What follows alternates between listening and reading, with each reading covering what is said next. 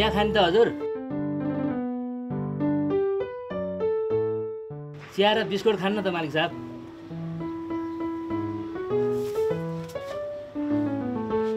कि एक गिलास तातो दुध ल्याउँ त? पाउरोटी ल्याउँछु, दुधसँग चोबेर गम गम खान्न। खान्न बुइथे खान्न, यस्तो पत्नी वियोग लागेन कसरी रुच्छ र खान्न। पत्नी वियोग? के साँच्ची हो त है? यो पत्नी वियोग भएको बेलामा के खान्छन्? जेरी सुवारी खान्न त त्यसो भए। त्यो पनि खान मन रहन्छ।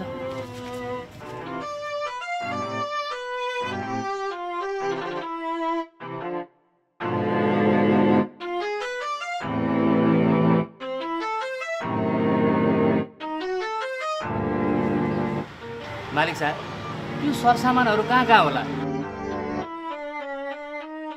के हेर्या नि? जौतिल चाहियो, पितामर चाहियो, शङ्ख चाहियो, हरियो बाँस चाहियो। मालिक साहब उहाँ प्लित्तै हुन आँटिसक्नुभयो। जानुहोस्, अन्तिम वार्ता गरेर आउनुहोस्। म यतातिर के सरसामान छ खोज्न जान्छु। वार्ता चाहिँ निष्कर्षमा पुर्याएर मात्रै आउनुहोस् नि फेरि। बुढा, मेरो यो मर्ने बेलामा मैले गरेका सबै पापहरूको कबुल गर्न चाहन्छु म। भन बुढी भन, मर्ने बेलामा सबै कुरो भन, तिमीले धक मान्नु पर्दैन भन। 2 वर्ष अगाडि तपाईँको 5 लाख रुपियाँको इनाम बिना पनि मैले गरेको थिएँ।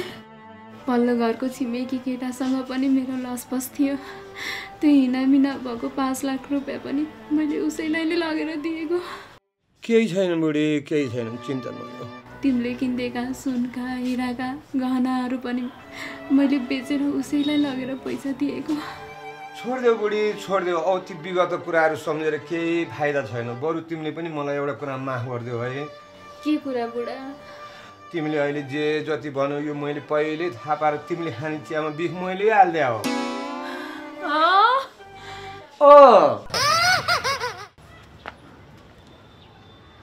निदाको हो कि भन्दा के? बिस्कुट ल्याउँ त?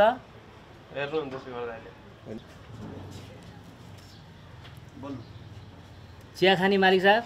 एकछिन बस्न, बोल्नुहोस् भने पनि एकछिन हेरोस् मालिकलाई, अनि बोल न।